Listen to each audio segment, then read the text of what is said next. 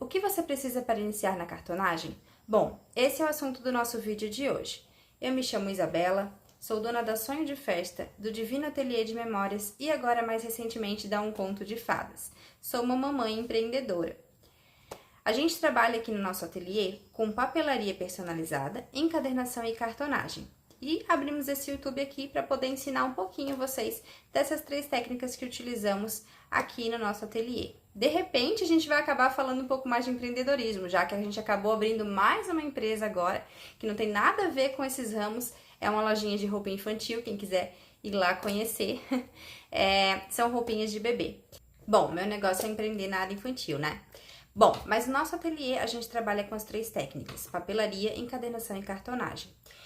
E nesse vídeo eu vou falar sobre cartonagem. Bom, talvez você já trabalhe aí com papelaria, e aí eu vou te dizer que você provavelmente já vai ter a maior parte do que é necessário para iniciar na cartonagem. Mas eu tô falando aqui com quem tá iniciando e de repente você tá iniciando na cartonagem do zero. Então vamos lá, o que você precisa para iniciar na área da cartonagem?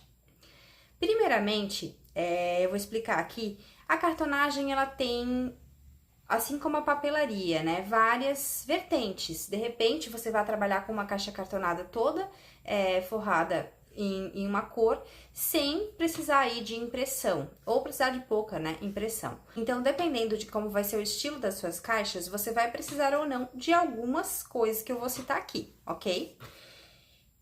Para trabalhar como agente, né, que a gente trabalha bastante com a impressão, tá? Então, você precisaria inicialmente de um computador bom que aí consiga mexer com programas de edição, tá? Um computador que esteja mais novinho, mais capacitado, digamos assim, para isso. Não precisa ser um computador novo, mas um computador que tenha aí configurações que te permitam trabalhar com um programa de edição, com algumas imagens mais pesadas, tá? Uma impressora A3. Para cartonagem, a gente precisa que a impressora seja uma impressora A3, senão você tem uma limitação, assim, minúscula de caixa mesmo, tá? A gente tem aqui no ateliê uma caixa que é impressa no A4, e aí fora isso no A3, tá?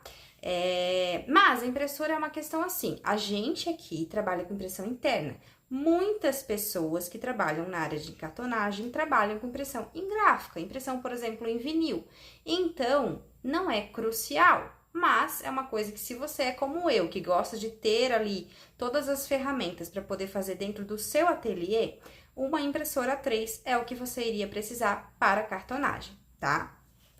Uma laminadora. Laminadora é a mesma situação. Assim, a maior parte do que eu falo aqui não é completamente obrigatório, mas é aquela coisa para você iniciar já, né, mais profissionalmente. Então, uma laminadora é para você poder entregar um trabalho laminado que vai durar mais em questão de não estar desbotando, de a pessoa poder passar um paninho na sua caixa.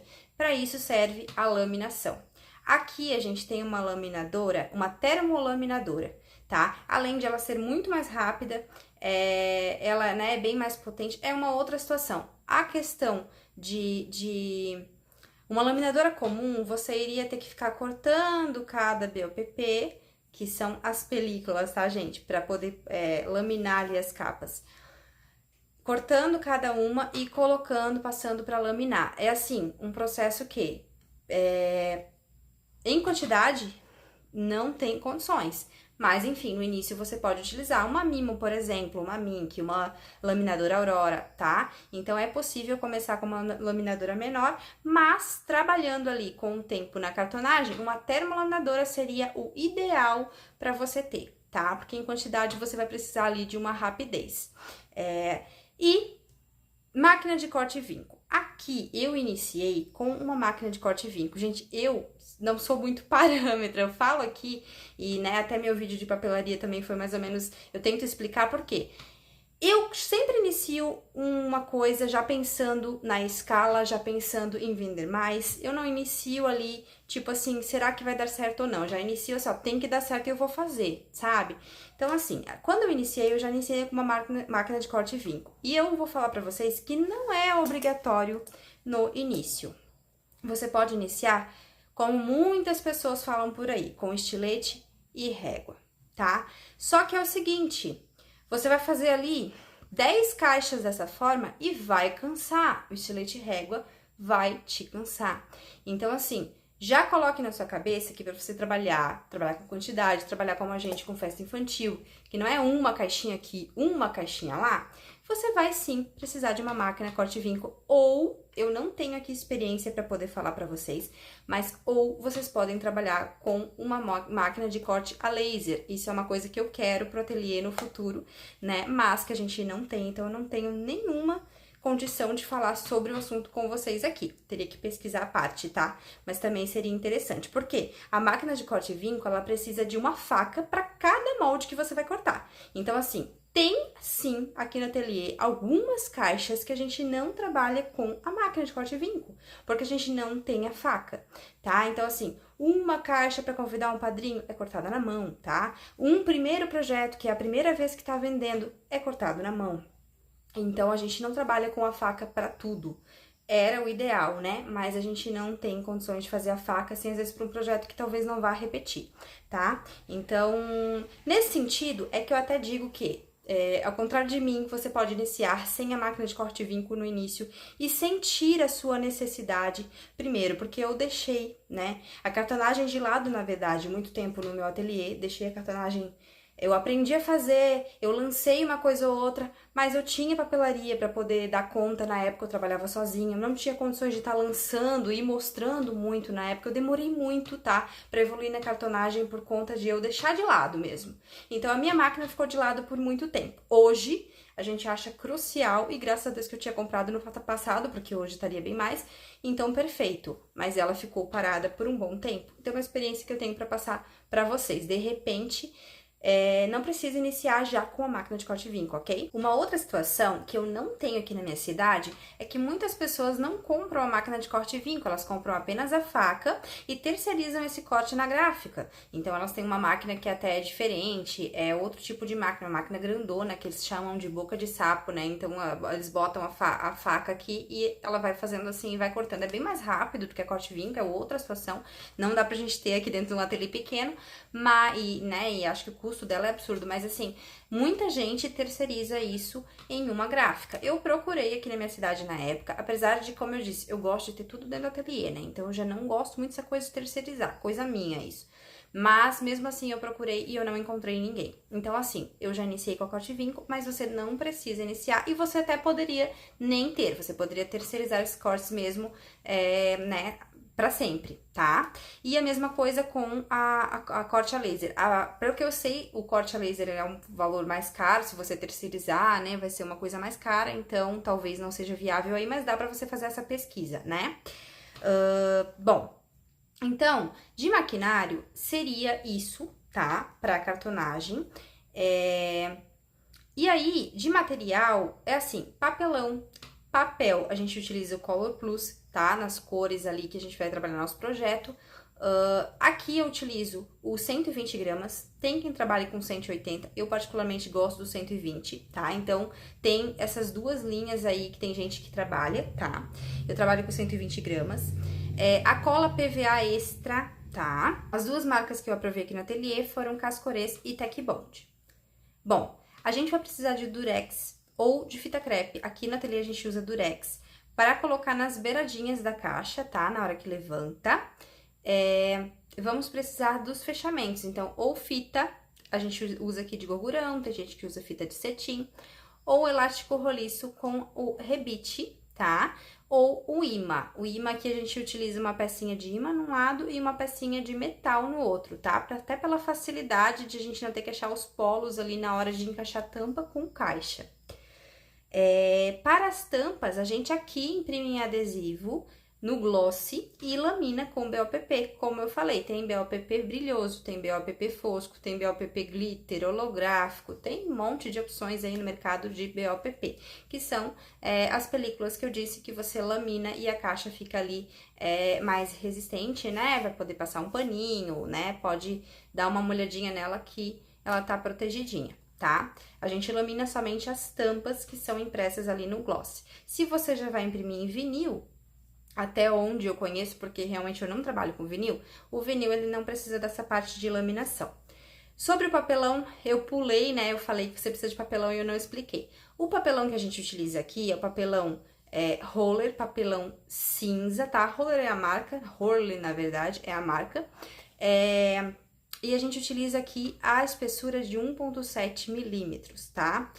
A espessura vai depender do seu projeto. Então, os projetos aqui do ateliê, eles são tranquilos com essa espessura, tá? São projetos ali infantis, não é uma caixa grande. A gente realmente até nem gosta de trabalhar com caixa grande, acha particularmente aqui pra gente, até pelo espaço do ateliê, né? É meio complicado. Então, a gente trabalha com projetos infantis, menores, e eles são comportados tranquilamente no 1,7. Então, vai depender aí do seu projeto, tá? Caixas grandes, utiliza ali 2 milímetros, então vai depender. Em relação a ferramentas, inicialmente então, estilete, tesoura, régua, uma base de corte para você poder fazer os cortes ali em cima, né? Não fazer diretamente na mesa, tá? Guilhotina é super interessante, né? Principalmente um A3, para você já poder também estar cortando projetos maiores, porque cartonagem, ela depende, a questão é tamanho, é realmente impressora, guilhotina, essas coisas tem que ser tudo A3. Rolinho de espuma e uma bandeja, tá? Isso é o crucial. Depois é o seguinte, e uma dobradeira e uma espátula também, pra você poder fazer o empastamento ali, tá? A gente utiliza espátula de feltro pra passar nas tampinhas e utiliza uma espátulazinha daquelas de pedreiro mesmo, na verdade de massa, de parede, né? Pra poder fazer as dobras. Quem já trabalha com papelaria, tá acostumado com dobradeira, também tranquilo, tá? Que mais? Coisas assim meio que não são cruciais, mas ajudam bastante, tá? Gabarito e cantoneira, gabaritozinho, aquelas reguinhas fininhas, justamente, por exemplo, no 1,5 que é as dobras que você vai fazer. Tem algumas espessuras aí, padrões, mas o 1,5 é que a gente utiliza aqui por padrão para tudo. A cantoneirinha para você poder cortar as quinas da caixa. Se você não for cortar no olho, né? Porque depois de um tempo você já pega o olho, mas assim, realmente a cantoneirinha deixa tudo perfeitinho, tá? Então, eu tô com uma colinha aqui. Crop-a-dile. Crop-a-dile é o seguinte.